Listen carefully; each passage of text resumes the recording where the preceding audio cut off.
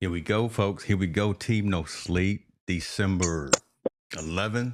We getting close to the fat man coming down the chip. Well, he don't do that anymore, but Yeah. You can't say that no more, man. Can't say that no more. listen, I'm the most. We just started off already. I'm already un-PC corrected and everything, talking bad about folks. Well, I'll just be quiet now. James Hicks, but you know this dude right here, that's Montel Allen. That's who y'all came to hear. And this is what we gonna do. This is what we gonna do. We got folks chiming in. I see y'all jumping in. We a few minutes late, but don't trip. This is what we do. We hear. Sir. We But hear, right? Yeah. Yeah. Listen, let's go and get into it. We got a couple of stories. Just want to jump in and probably have some audience interaction, audience engagement. Speaking of which, I had some folks talk to me about some other shows that you know what, I do a gang of shows all week, brother, and they gave me some feedback. So I've made some adjustments to everything that we're doing. So the folks that don't have YouTube Premium, I'm gonna say it right now. I'm just gonna say it out there. If you don't have YouTube Premium, you're not gonna get commercials in the middle of the show. Right, so it kind of apparently, because I don't know, but apparently on that side, it kind of throws off the the synergy of the dialogue when you get that little 10-second commercial. Yeah. We got to get paid too, but okay. But so listen, we got some feedback from the community, so we taking those out, and we'll take more likes and subscribes and super chats and those types of things. I'll leave it at that. It's gonna be a weird show because you haven't seen any of the things I want to talk about, but I want to ask you about social media, the influence of social media, and getting stuff out there, and making sure that when you do get something out there, that it's accurate. Case in point being this statement right here. Let's give these prayers out to Randy Moss, because I saw him last week when he was online. He put his glasses on. He was saying he was going through some health issues, and he was going to be stepping back from doing some of the analyst work that he does every weekend. So prayers to him on that for recovery of whatever it is. Now, where the angle that I'm coming is, apparently there's been some speculation, there's been some rumor, there's been some stuff going around on the internet, and Larry Fitzgerald put out a tweet, right, talking about, let's show the power of prayer and pull Randy Moss through this. I love you, Randy, because he did exposed that he may have liver cancer. Yeah. We don't know that. Nobody knows that except for his family. And Randy Moss's son clapped back real hard at Larry Fitzgerald, saying, "Man, this is disgusting. You have no right to try and make private matters public for the sake of engagement." Y'all can read everything else there, but right. So again, be careful. I want to get your take on this, right? Again, listen, because we're out here in this technology world, this digital industry, wanting to like and tweet, wanting to put out all kind of messages. We got athletes sponsored by Team No Sleep. We got all that stuff, right? But man, make sure you got your numbers right. Make sure you got your facts correct, and you got permission to put out private information, especially when it's health information. What are your thoughts on this whole situation right here between Randy Moss, Larry, and Brett Favre even chimed in?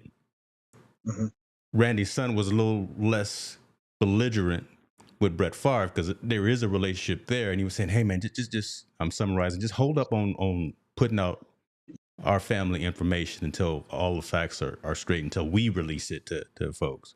Your thoughts on that, man? I think that Randy's son is 100% accurate. He's right. Yeah. Even if the information is 100% correct, we lost that relationship where we don't say something until somebody gives you permission, right? Yeah. We've lost social media, and he's right. You're doing that for social media acceptance or likes or whatnot, and it puts their family in a bind and in an uncomfortable situation, regardless of if the statement is true or not. I think some things are meant to be private. Just the information doesn't always mean you need to leak it. I find out information about a lot of things about certain kids, certain situations. I choose not to tweet it out. I don't think it's my place to do it. It's not appropriate to do it. And I'm talking about kids. I'm talking about teens when I'm doing the football stuff. Right. Right. I think certain things are just left for the family to talk about and for them to announce, not for you to announce. Yeah. And I learned, and let's be honest with you, I'm gonna be honest. I'll share the story with you. I learned my situation the hard way. Okay. Azusa Pacific football team. We'll just talk about it. Azusa Pacific football team. I had got insight that their football program was closing, that it was going away, and I tweeted it. I did. I tweeted it out. Coaches who I was I'm still good friends with them, hit me up right away. Why are you gonna do this? It's not going away. That's not true. Where you heard it from? And it really put a really big wedge in our relationship.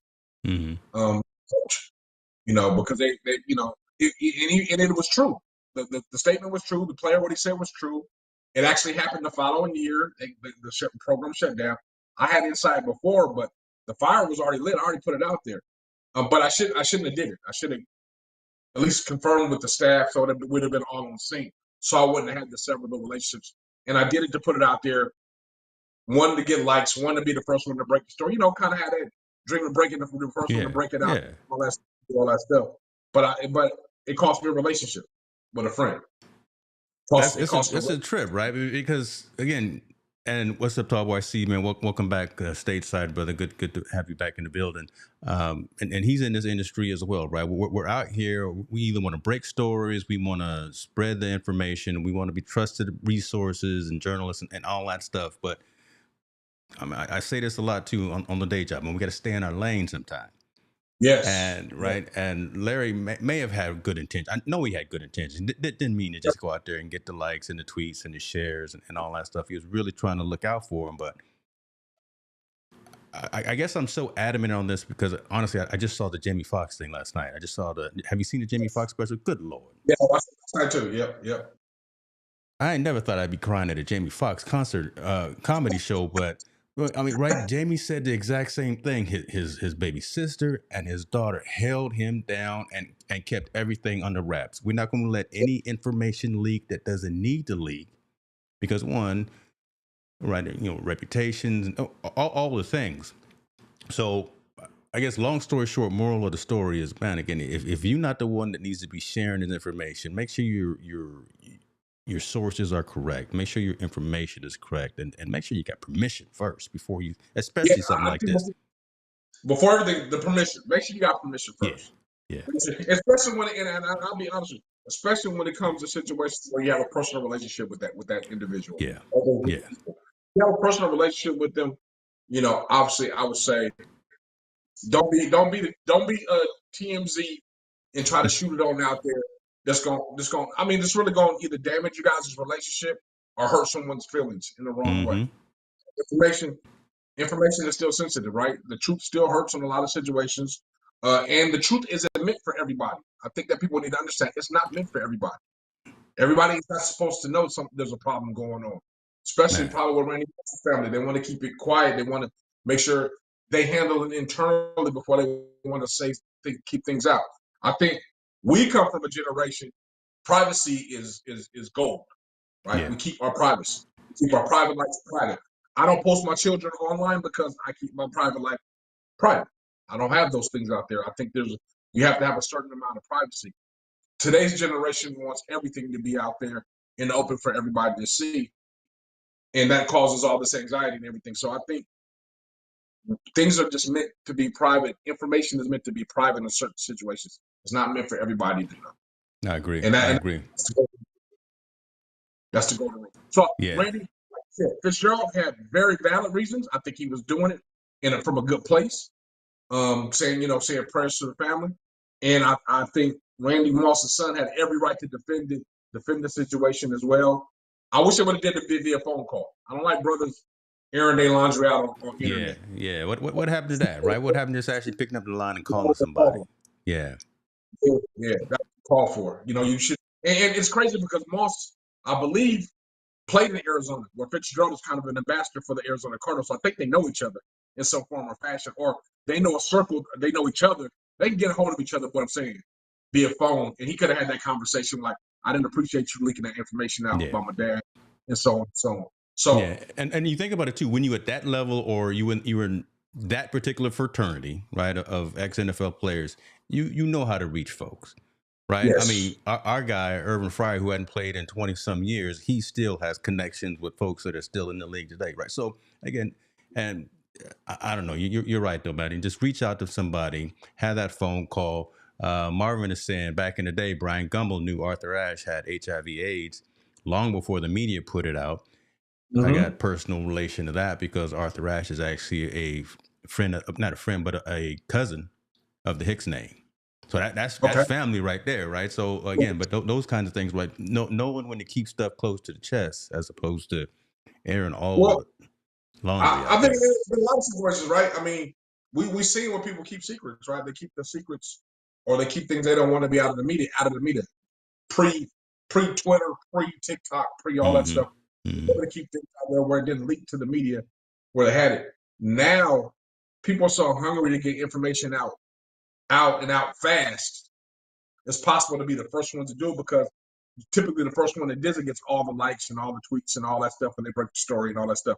That's why people like Wojciechowski is so popular with the NFL because he Yeah, breaks all I'm the not new trying to be stuff. Adam Schefter. I'm gonna let him again. I'm trying to stay in my lane. I'm gonna let Adam Schefter do his thing. But oh well, Because he gets paid to do that, right? He gets paid to exactly.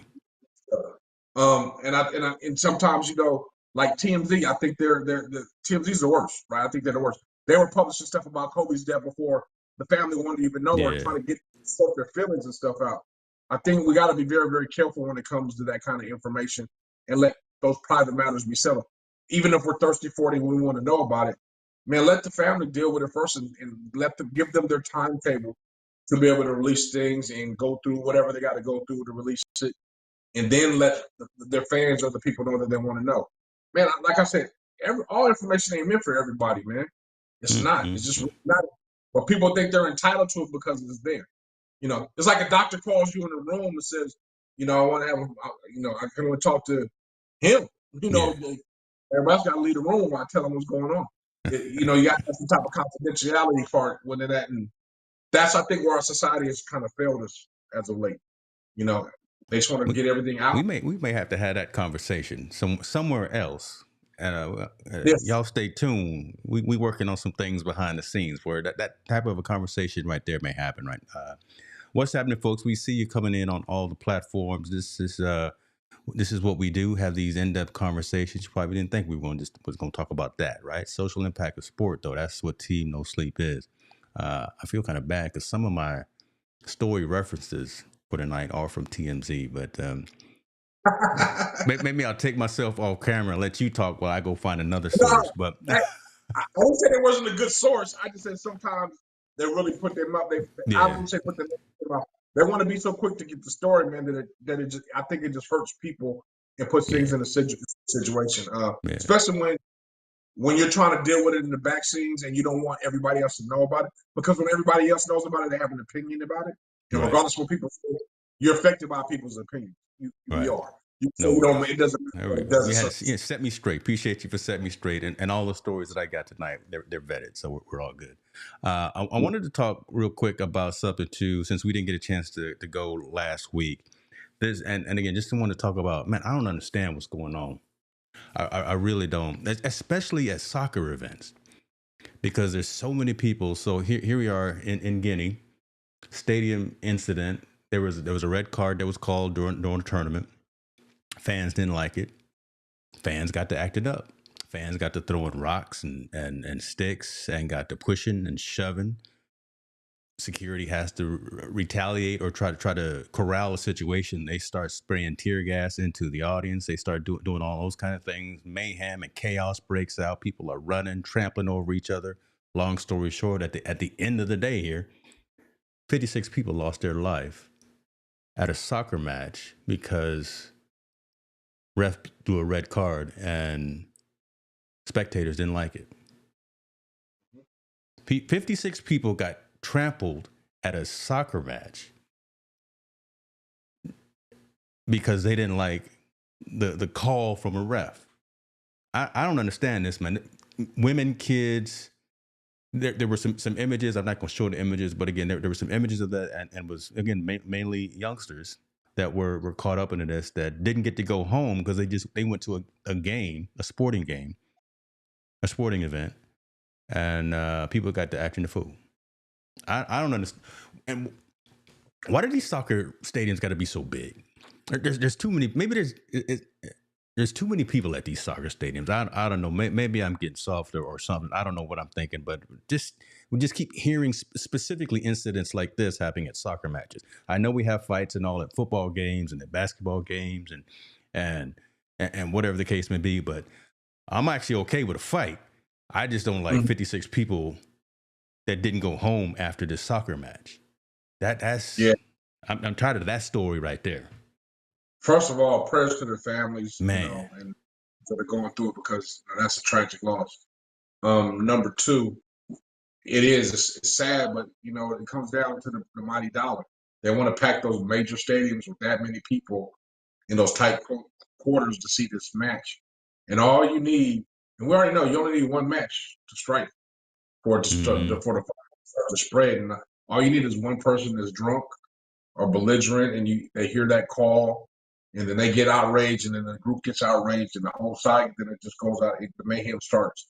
I think, me personally, they need to start to kind of invoke the World Soccer Foundation, whoever runs it, needs to invoke a cutoff on the liquor, because I think that's one of the bigger uses of these things.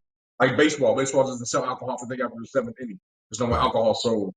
Well, they need to start to kind of enforce that in soccer, because I believe that is one of the major factors that probably causes it. Somebody's probably intoxicated while these things are going on, and then they get outraged, and then it just kind of snowballs.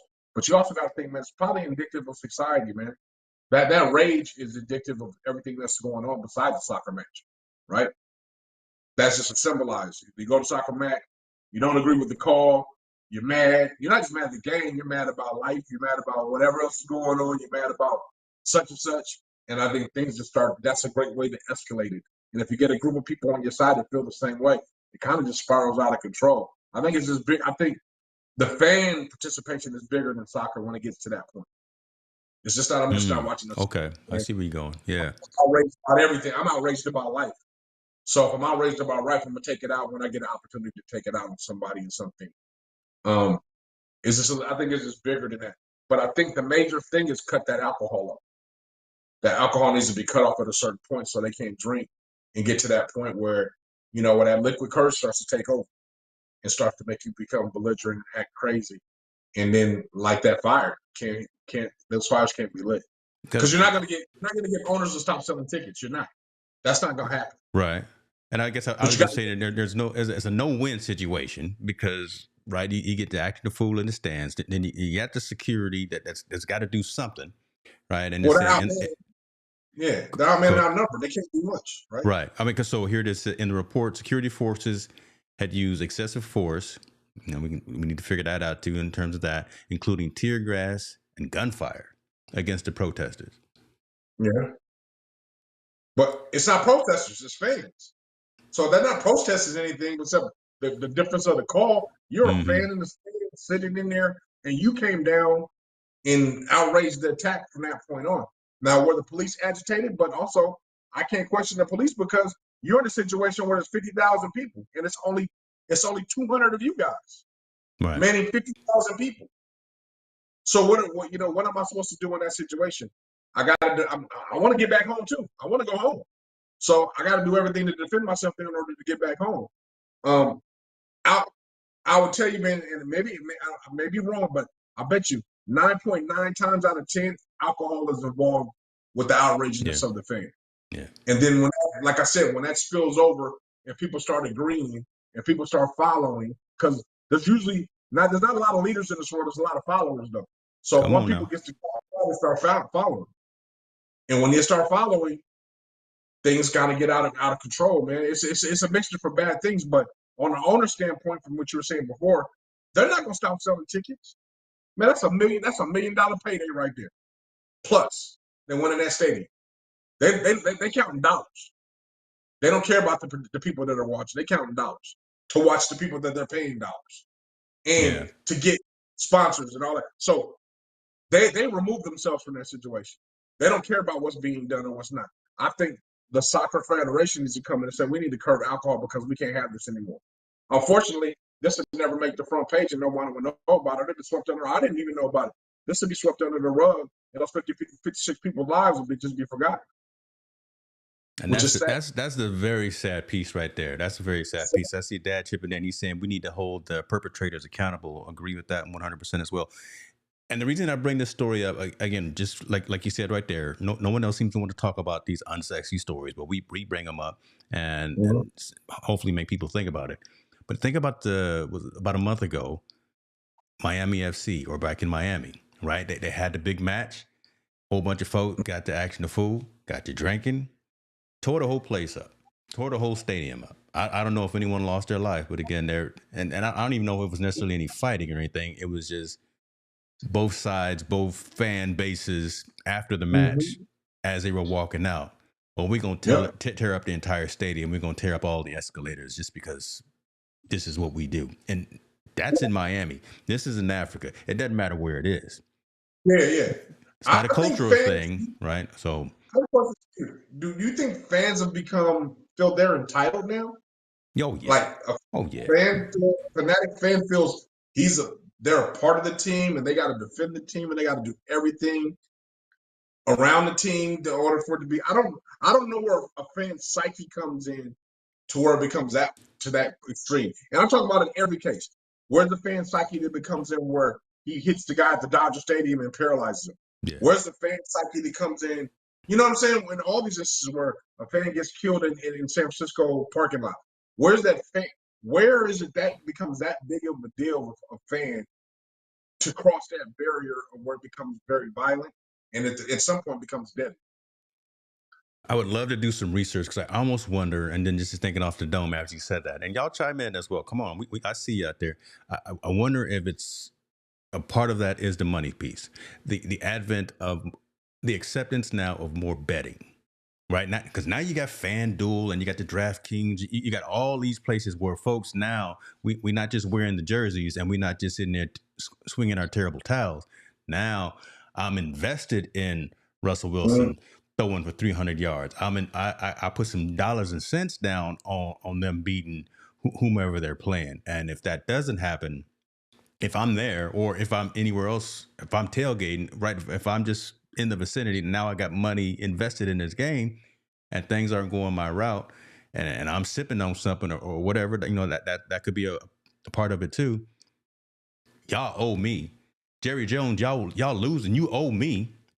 Right? You done paid all this money to Dak Prescott and he hurt? No, okay, listen, you better put some dirt on it and come out there and play so we can win these games, right? I mean that the mindset, the shallow mindset of a fanatic. Yeah, thinks that they are vested in these teams. I didn't consider the gambling piece, and that right. So if you're gambling, you're more vested in the game or the event. Obviously, we've been there before. Bet on the game. Come on, win. You got to win. Yeah. But I think, man, me personally, it's the alcohol. It's the alcohol. That alcohol, that consumption of alcohol in those events with all those factors layered on causes a lot of people to be violent. Or belligerent. One of those three. It causes something in that whole arena for them to cause that way. And what with all that gumbo mixed up, guess what it causes? It makes you become angry and violent. No. With that emotional gumbo mixed up, you become angry and violent. And when we become angry and violent, guess what? People like to lash out. And you try to lash out on the weak, right? They will always lash out on somebody weaker than them. That's where it starts to become, and then I think that's where it all kind of sparks from. But that alcohol, man, that's a bad brew, man, with the gambling and potential gambling, being fanatic, being obsessive with the team, and being very emotional about all those things going on. Man, it's a bad emotional gumbo. It's not good. It's not good, man. I'm trying to think back at the college level. I know outside of events they sell alcohol. I can't recall. I can't remember if they sell alcohol inside the arena, inside the stadium. Some colleges do. A lot of them ban it though. A lot of them ban it, but I think some of them do. I think not mistaken, I think Tennessee still sells alcohol. In Texas, I think one of the Texas A&M or Texas, they sell alcohol. Maybe Michigan. I think a lot of the bigger ones do sell alcohol, but a lot of them banned it. Like they don't serve alcohol anymore just because they don't want those kind of reactions that's there. College is a little different. There's a lot of young people there, Right. so stepping on your George to get you in the fight. I told you. Did I tell you about that story? And I tell you, okay. We're not gonna put business out here. Okay, but that happened. Okay, my Yeah. wife So is a gangster. Boy. Okay. I think they don't like to mix a lot of alcohol with all that young, the youth that's going on. But definitely the adult events. And like we said in the States, man, we really curb it a lot more so than I think overseas. Overseas, when they tear up, they tear up the whole thing. Yeah. United States got a little bit under control as far as security is concerned. But the fan and the fanatic, man, that's an obviously problem. If these things start happening, they need to start looking like this is an issue. This is a big problem because people are losing their lives over to go watch a game or be a part of the game or be a part of the game experience. And it's unfortunate. As you know, the Giants, they beefed up their security right after that situation happened. Mm-hmm. And I know the Dodgers, they beef up their security super heavy, especially going against rival teams and all that stuff because they know the fans really get involved and get engaged. It's sad, man. I love sports, but man, I ain't gonna kill nobody or a loss. You think twice now about even just going to a game, right? We used to have season tickets to the Sacramento Kings, dope tickets. We used to be, man, so close, right? Listen, we used to get the stat sheet at the end of the half, right? I mean, we was that close, but and I don't know, maybe it's just a different time or different place or whatever the case may be. A lot of folks on the same accord, but then again, when the Lakers came to town, yeah, there was a lot of cowbells ringing. There was a lot of yelling. There was a whole lot of that, but security was in place. And I worked security for about 11 years with Clear Channel and Bill Graham Presents, so I know behind the scenes of how security measures happen. But man, it's I don't get it, man. Again, I'm taking my family to an event. We're supposed to have fun. We're gonna watch this team. We're gonna eat a $20 hot dog and drink a $30 Coke and try to enjoy this. And then just because of a call, we gonna start fighting and we gonna start stepping on folks. Let's see. Stone throwing started and the police joined in, fighting tear gas and the rush scramble. I saw people fall to the ground, girls and children trampled underfoot. It was horrible. Right? I mean, that's not the first thing that comes to mind in terms of preparation when I want to go to an event like this. All right. Okay. Let's pause for a second. Have you ever been in a situation? I'm gonna give you two scenarios. Come on. I've never been in a situation, and I've been in a situation where we got to move and go. But if somebody falls on the ground, I typically don't step on them.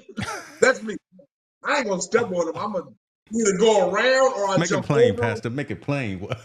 I'm not. I don't. My psyche. I don't know how you get now. Kid, it might be a little bit different, but I don't know how to step on them. Maybe it's just because there's so many people, no one can see them and they're just moving. I don't see how I can step on somebody and keep moving without trying to help them or do something. Man. Number two, if I'm the person on the ground, I can't see too many people stepping on me without a whole bunch of people about to fall. Because I'm grabbing a whole bunch of ankles and legs and they coming down with me. So they're gonna be stepping on the pile of us instead of one of us. That's my take on that. Yeah.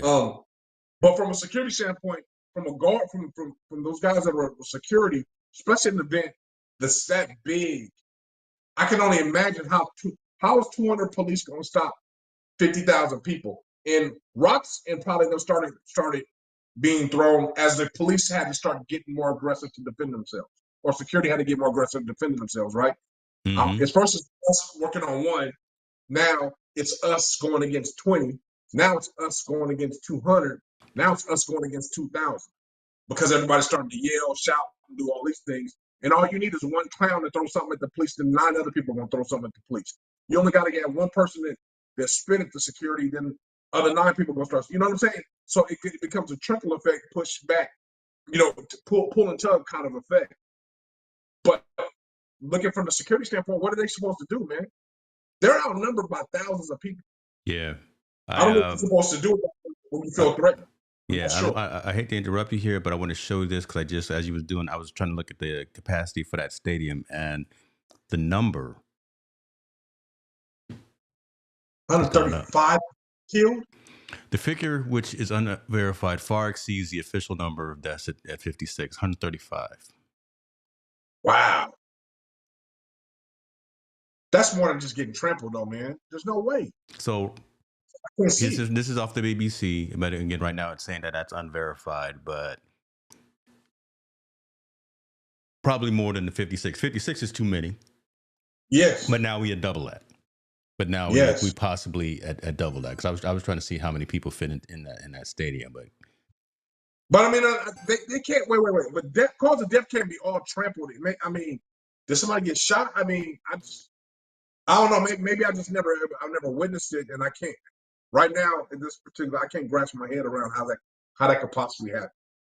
the group, let's see, it says estimate is based on information from hospitals, cemeteries, witnesses at the stadium, families of victims, mosques, churches, and the local media. Warn against spreading unverified information, but I'm thinking this, and I'll read more into it. It's the stepping all over each other, the police firing actual bullets at you, right, instead of just the tear gas, and maybe someone got hit with one of the stones that the fans were throwing at each other. So just a whole bunch of situations going on, but just the fact that, again, this number is now possibly doubled, who were killed, maimed, injured, affected by this. And I'm scared to even think about the youngsters that may be in that number, because again, I got the soft spot. It's most of them children. Human rights groups in Guinea say they believe more than 135 football fans were killed in the crush at a stadium on Sunday, most of them children. Damn. Ah, man. God, prayers go out to all those families, man, because I don't know what I would do if my kids went to a soccer game and someone told me that they were crushed. How can this be normal, bruh? So are we normalizing this? I'm not going to do the Rodney King, but can't we figure this out? We're not normalizing it, especially when it comes to black folks, when it shows the black people, they ignore it. They put no light on it to make it better. Mm-hmm. I had to dig for this one. Again, it's nowhere on any of the major news rags. It's international BBC. Yeah, I don't want. No one's ignoring. They put no light on it to make it better. They put no light on it to make sure governing bodies go on there and control it the next time an event like this happens. They freaking ignore it because they're black. Let's just keep it real. Because they're black and they're in Africa. Africa is the most forgot about state and country in the world.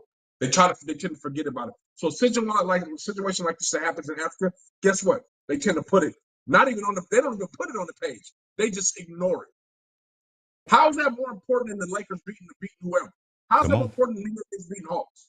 In any capacity in this world. How is any of those other sporting events that are going on right now today more important than this? Yet we have every major sports channel, sports in the world channel that should be able to show this. Well, how is that any other story more important than that on ESPN? How come Stephen A. Smith is not mentioning this in his monologue? They want to forget about it. Yeah. And that's frustrating, man. And it's frustrating because, one, we're supposed to all be people and human beings, but two, they forget about it because they're black and in Africa. Now, I don't know if this is going on in Australia, Ireland, and all that. I have no reference to it, but I can reference this because there's a reference to it. Mm-hmm. They are forgetting about us because there's a bunch of black people in Africa. So they choose not to talk about it. That's the real conversation.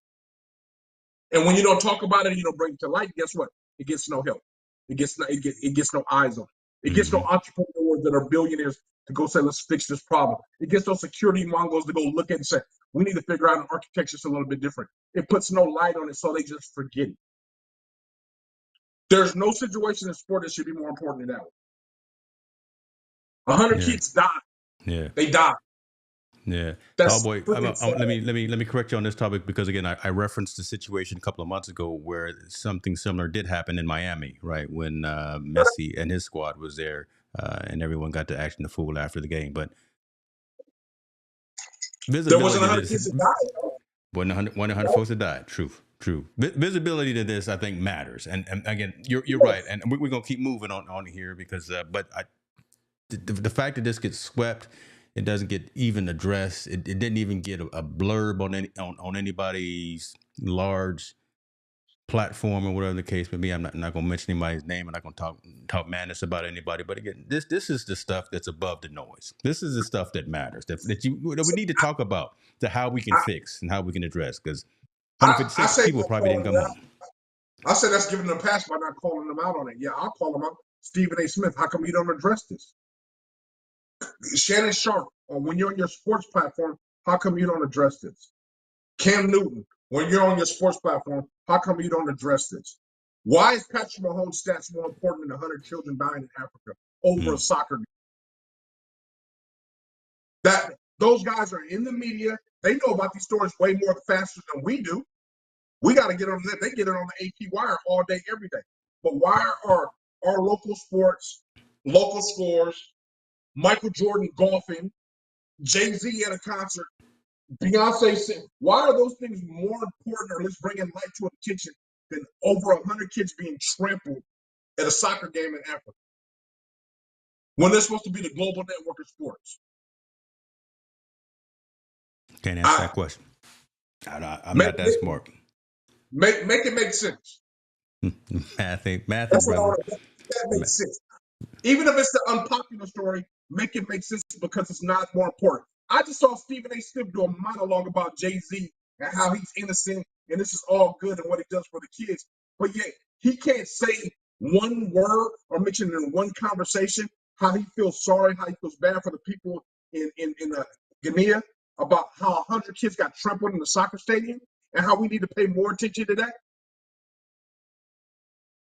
That right there is the BS in the media.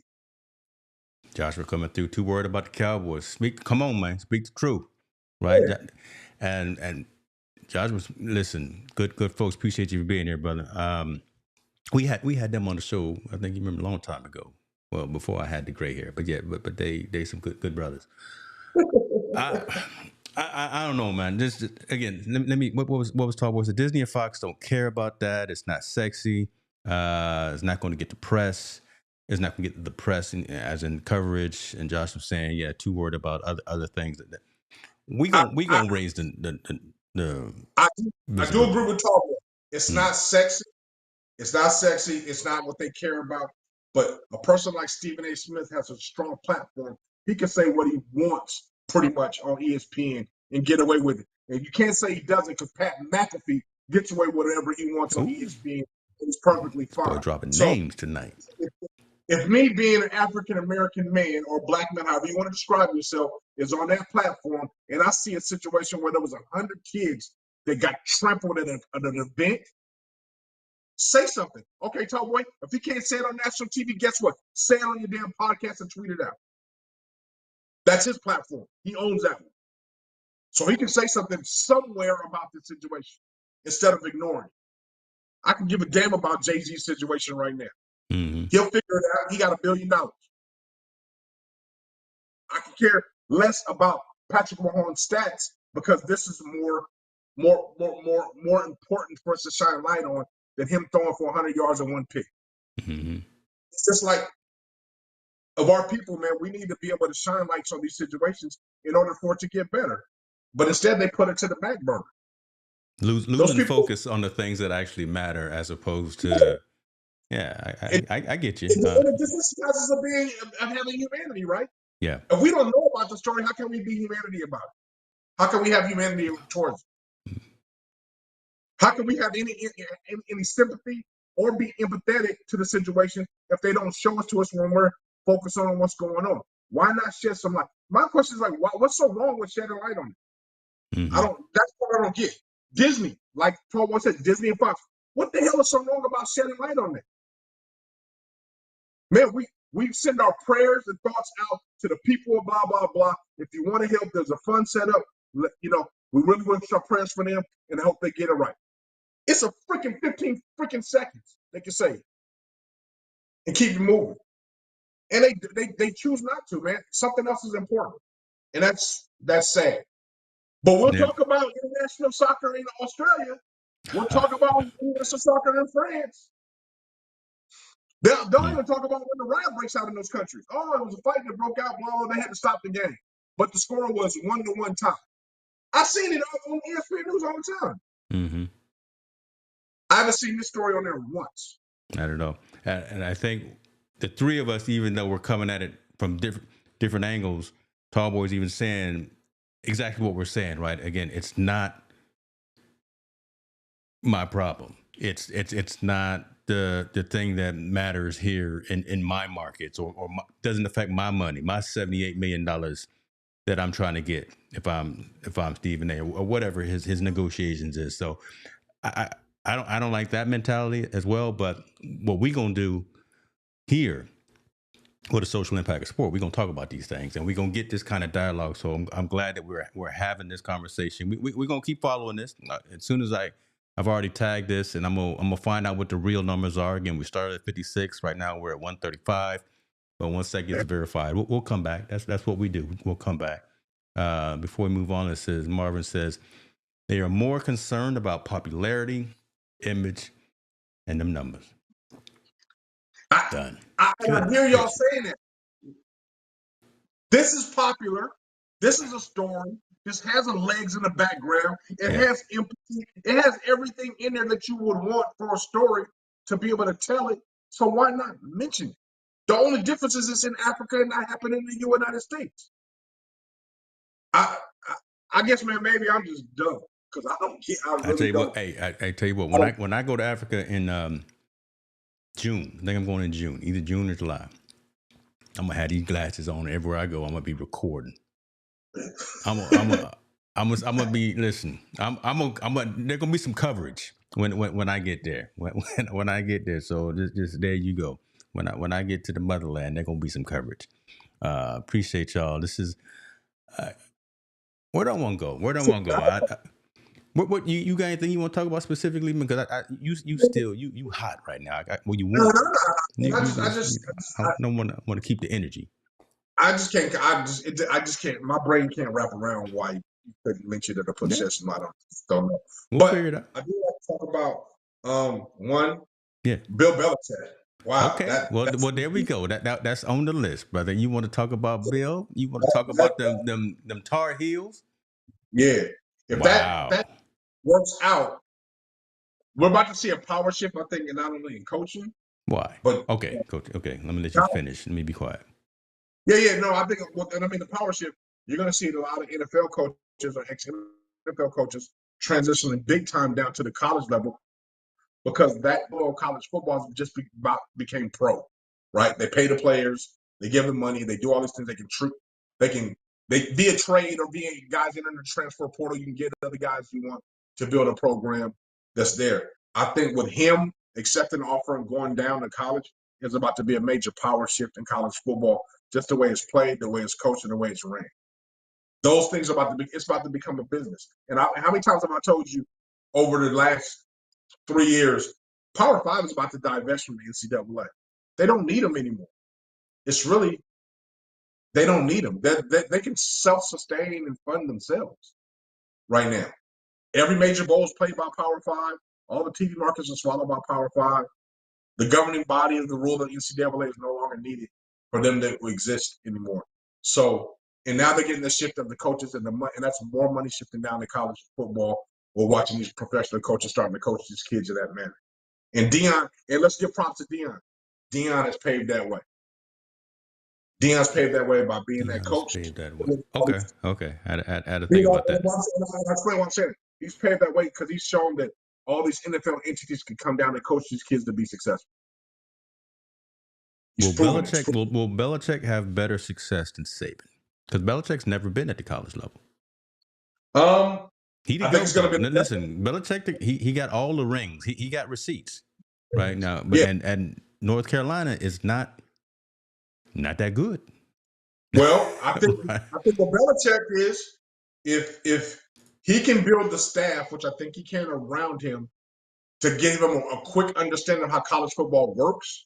Yeah. Like how the recruiting works, how everything, which is kind of like his draft, but it's a little bit different. But if he can get a staff around him to show him how to build and how college operates and how it works, Belichick's going to be perfectly fine. I'm just wondering, are college kids going to be able to adjust to his no-nonsense style? You know, Belichick doesn't. He's not a big, strong communicator. He's do what I tell you to do and when I tell you to do, and you'll be successful. And the problem he's going to have is going to be a turnover every 4 years, right? It's not a turnover like he has in the NFL. I signed you to a 9-year contract. I got you for 9 years. You're good. It's a turnover every 2 years in college. And then even 4 years because guys are leaving so fast, either transferring out or going. So he has a 2-year turnover to get it over, and he won't be able to build a cohesive staff or a staff where he can work with for a long period of time in order to make it successful. Remember, Tom Brady was with him for 4 or 5 years before he started to shine. He's not going to have that kind of time frame to be successful. So I think it's going to be more of an adjustment for Belichick than it will for the student body of Carolina. That I agree with it as well. Just because he's one of them old school cats. He's a Saban, right? Again, and now coming into these youngsters with some money, just dealing with that whole.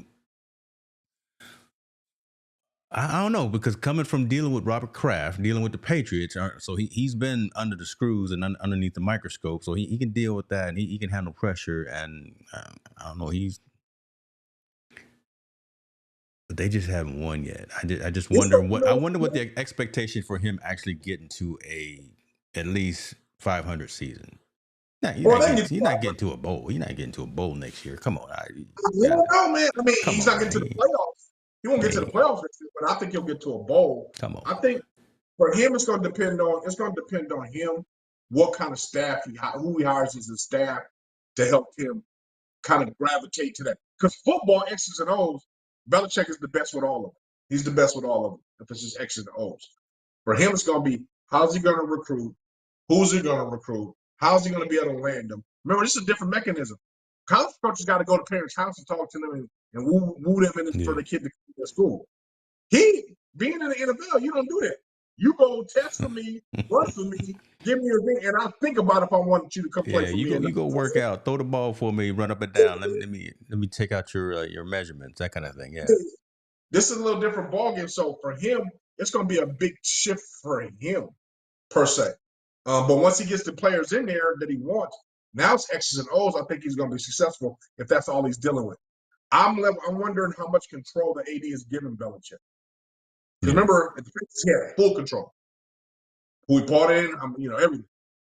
This is going to be a little bit different for him. And maybe he's humble. Maybe he's humbled himself now that he's been out in the NFL for a couple of years. Maybe he's changed his mindset on how he's approaching things. But I think I want to see how this works. I want to see how this marriage works. Is he going to be successful or not? Because it's either going to be a spiral out of control crash landing, or it's going to be somebody who's going to shoot right to the top. There will be no middle ground. He's either going to be successful in a couple of years, or he's going to be an epic fail. Or he's going to be back sitting at the analyst table. That's true. And especially in North Carolina, because as the story is saying, right, you think about it, in North Carolina, football isn't the thing, isn't the draw. It's the basketball program. So how does he deal with that, too, not being the shining star there on campus? Yeah, he's Belichick. Yeah, when he walks up and down the campus, people will recognize and show him his props. But brother, he started winning. Hill for the game for the basketball game. He started winning. He gonna become a shiny bag of nickels. Everybody. He gonna be the dude. He gonna be. He gonna be that dude. Deion has set the blueprint. Yeah. You can have success. They all coming. No one goes to Boulder, Colorado, unless they're going to watch a Deion Sanders game. That's it, man. Period. Hey, like Marvin said, Bill saying, if Deion can do it, he can do it too. I remember when Deion started, I was walking up and down Colorado. I was just up and down the road, and we here. Yeah, act like I was part of the staff, but there wasn't many of us walking up and down the streets at that time. Voters on. So I think the more interesting conversation is it a flip. Belichick's coming down, or is Deion going up? Is Deion going to NFL? He keeps saying he's not. I don't know, man. I think if somebody throws enough dollars at him, I think he's like, man, my kids ain't playing no more. It might be time to go. That's true. Junior out there taking videos, and everybody else is already about to graduate. So yeah. Hunter's gone. His kids are gone. I'm really interested to see where he takes this. And also, does he get bored because now his sons are not involved anymore, right? He's been daddy ball with them since they were Pop Warner. He's raising his coach's career has gone as they went up, right? Everywhere they went, he's went and being able to be successful in coaching them. Since one of the high school to Jackson State to Colorado, now they're going to NFL. I don't know, it would be nice to see Deion in the NFL, to be honest with you. I think it would be, whether he drafts his son on this team or not, it would be good to get that new, fresh blood in the NFL to start that next generation of someone with his popularity and the way he's been to be successful at the college level. I think it'd be a secret. Well, McCarthy is he on the boat. Losing on fluke plays, so he can't buy a win. I watched that last game, and how do you block? Well, how do you block the kick? And you still. If I was McCarthy, man, I'd be like, I'm just counting down the days for me to get my paper. He already got the U-Haul pack. Listen, he already got the storage unit reserved. Yeah. He already told his wife, look, don't buy no more plants. Put the for sale sign out there. Yeah. McCarthy had already told his wife, listen, don't buy any more annuals, no more plants that gonna last all year, because we only gonna be here for a couple of more months. Let's close out on this. We won't be cognizant of folks' time since we started 30 minutes late today, but security is an issue, because security is a thing that's happening around the world, right? Around the world, but it's front of mind with things that have happened in the news today. And the story that's brought my attention as it relates to sports is, let me get this right here. Think about Joe Burrow. He was out there playing. He was out there doing his thing, and game is over. He's in the locker room. He hears, wait a minute, there's somebody in my house. Mm-hmm. They don't belong there, and the 911 tape is out, and he's like, oh man, now all my information is out there.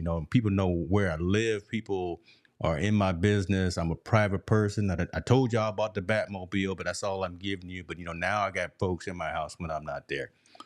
That's a bad thing. And Joe Burrow's over here, dead serious at his press session after the game, saying this is not cool. Yeah. Social impact of sport. Tua Tagovailoa, I can never say his name. Tua said, listen, don't come around my house. Tua said, listen, don't come around my house. I got some things, and I got some folks with some things at my house. Yeah, he got the booyah tree hanging around his crib for security. Don't come around his crib. Tua issues of warning. He go to top, and then he go to TMZ headlines, and that I did. But again, Tua says, issues warning the potential burgers. Listen, I have armed security. Don't come around here acting a fool. I can guarantee you at the end of this week, Joe Burrow has armed security, not just regular security, because he has some folks that were watching his house apparently, but from a security perspective, I can guarantee he's gonna have some folks with some things on them from now on. Talk a little bit about this whole dynamic. Well, one NFL security is supposed to be on top of this, right, as well, because that's their commodity. Those are hundreds of million dollars commodities they have. Yeah, they're supposed to know everything about their home, lifestyle, and everything, so they keep a watchful eye on them. Whether you think that's invasion of privacy or not, who cares? That's their $1 million commodity. They're supposed to know everything about that. Yes. So NFL needs to get involved with them on how to up their security, how to make sure these things don't happen and these situations don't come again. Me personally, this is now Mahomes break-in, Kelsey's break-in. Now Burrow's house has been broken in. At some point, because if it looks like a duck, walks through a duck. There's an inside job how they finding these guys' addresses and breaking in their homes. Yeah. How you getting in their house? Yeah, that's so. With that being said, since it's an inside job, there needs to be a thorough investigation. And NFL needs to say, if I'm the NFL, I'm like, every starting quarterback or every star player, we need to have some type of monitoring of what's going on at their homes. Because, we need to figure out what's going on in their homes to monitor so these situations don't happen. And I'm not talking just about, like I said, quarterbacks. It's about every star player in the NFL. We need to keep a watch out because there's something going on where people are starting to find out where they live and break into their homes.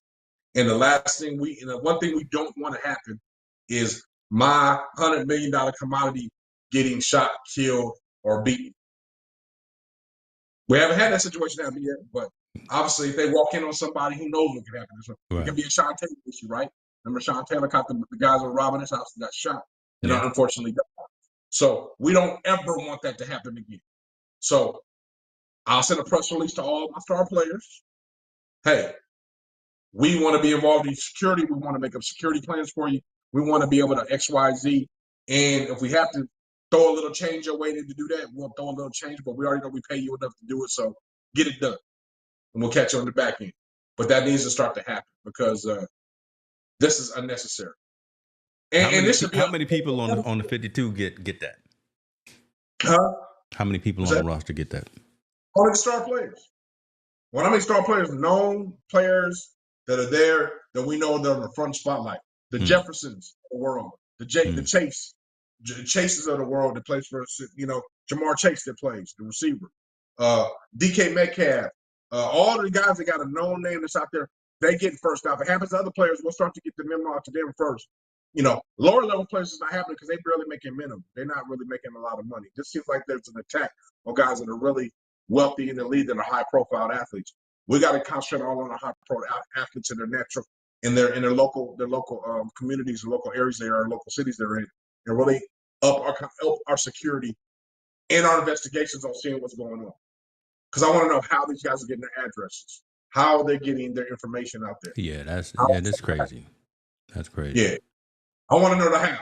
We'll handle it. We'll find a resolution once we figure out how this is all of a sudden happening. And people are getting bold enough to break in their houses. That's crazy to me. Would have thought that if they're able to break in his house, they can break. They ever break in the house, they're able to hurt them. That would be my mom. No, I agree with you. You'd have thought there would have been more attention to this when, like a Kelsey and like a Mahomes, were hit with this.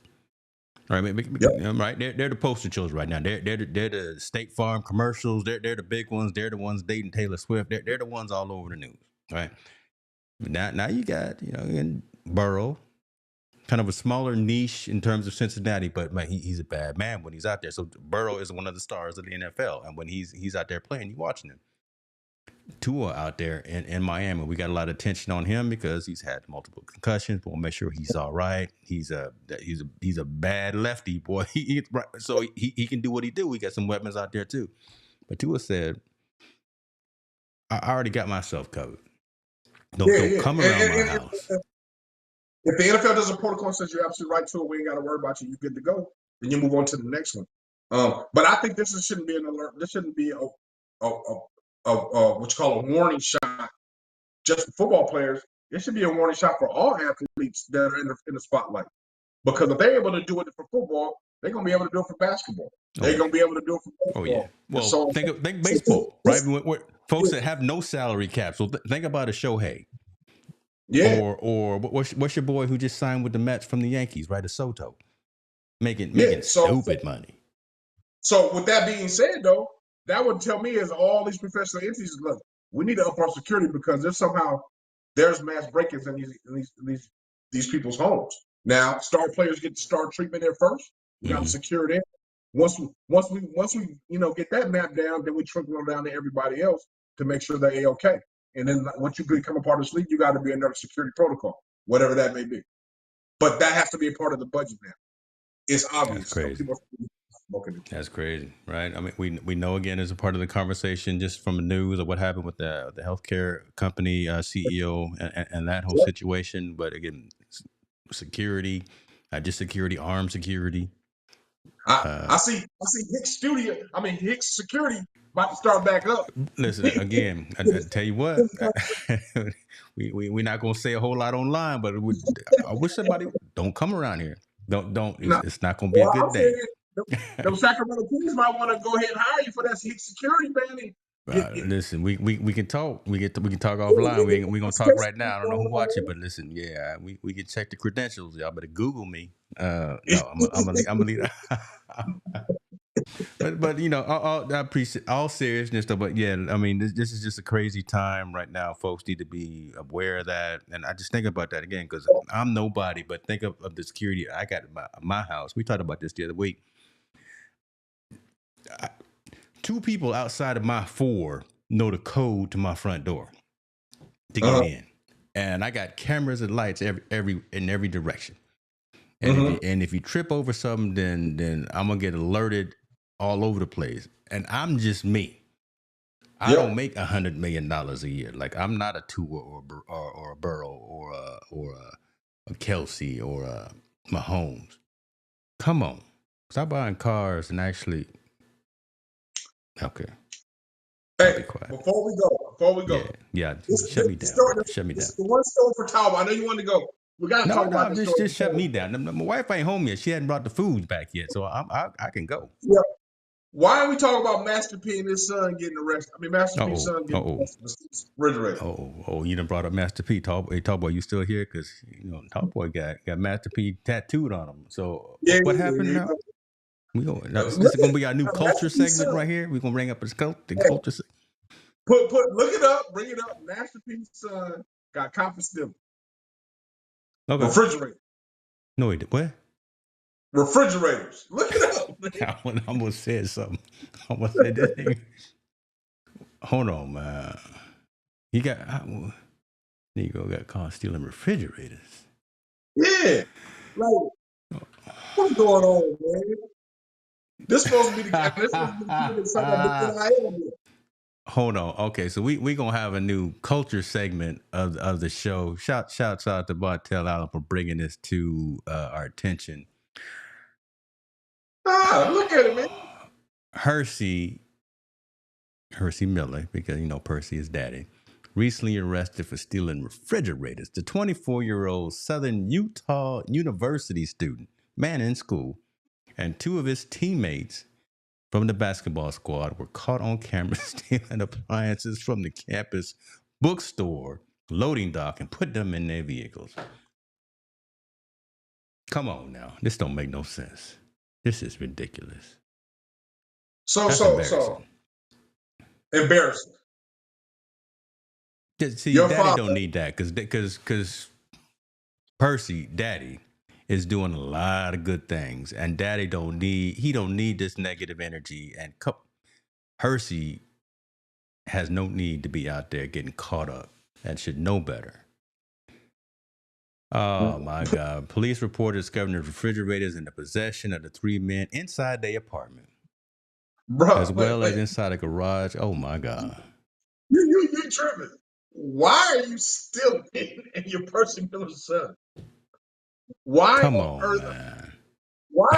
are you stealing anything when you Percy Miller when you Master P's son? Like, Man. to me, when I read that, I was shocked. Make him say, Yeah. that. Come on, man. Like, I'm rarely at a loss for words. Yeah, we got to do better, man. And that ain't Master P's fault. His son is old enough to know. I know his son knows right from wrong. I know his son knows a lot better not to do that. But the fact that he felt he had to be intrigued to go steal some refrigerators with his roommates got me baffled. Sold 2 refrigerators worth $1,500 each. So probably one of them, them dope LGs or something, them dope internet connected ones or some Samsungs. What it was, it can fly and drive on its own. Yeah, Why am I? hold on now, them LGs though, the ones that got the big old tablet and you can just push a You button and they justify can. it. You wrong. You just be trying to justify Listen, I at least find a way it. to get a discount. I ain't gonna steal it though. But good. Man, look, Montel Allen, James Hicks, we supposed to steal it because that's an opportunity for us to come Listen. up. Don't let me have an opportunity. Percy Miller don't need no opportunity to steal nothing. His daddy is filthy gazooty rich. So why would you, if you need something, ask your father? And if your father didn't give it to you, obviously you did something that is gracious not to get it, you'll eventually get it. But last I checked, you got a famous father, a famous uncle, you have a famous brother, Romeo. All of them got a little bit of money. And in college in Southern Utah, you don't need a whole lot of money to get around. If you got $300, you're doing real good walking around in your pocket in Southern Utah. Right? You speak the truth. You speak the truth. So what possesses you coming from a Wow. mansion, coming from that environment, that you get into college playing basketball and you run around with 2 other knuckleheads and say, you know what, it's a good idea to go steal some refrigerator. Bruh, that Master P, nothing wrong. Man, you really need to check your son, because if that's my son, I'm finding something you told him to put We hands having the on. problem. Yeah, Well, we furniture gonna get to moving right there. yeah, I, we I, moving front. If his friends want to jump in, they can get it too. We gonna all be throwing blows. There is no reason, because the fact that I got my name got to be thrown through the mud because of this, and I got to fly. I got to go ahead and fly to what's that name? Something city. God, I forgot the name Salt of the Lake, city. No. It's between Dixie. It's between Dixie, Utah, and Salt Lake. It's right in the middle. Carson. It's not No. Crescent City. It's something called Cedar City. It's in Cedar City. There you go. Okay. If I have to fly to Cedar City, because I don't think there's no airports, so I got to fly to Vegas, drive my 2.5 hours to Southern Utah. Ooh, and you're gonna be hot the whole way. Yeah, we getting them up the whole way. All right, so mine is always thinking, and that's gonna go into the box for the other show that we doing, because again, why again do you have all this you got all this influence and cash and access from your family, and how does peer pressure make you, Hersey, after the game, after not eating and drinking and whatever, say, hey, let's go get these refrigerators. What? I can understand maybe the other two cats, right? So Peter Datson, Brock Felder, other two cats probably don't come up from the make them say background. But Hershey, come on. Right. This that don't make sense, man. This don't make no sense, man. Like for him particularly, I don't know those two kids' backgrounds, but for him in particular, there's no reason for you to have to steal anything, man. You're gonna get caught. And you're gonna get caught.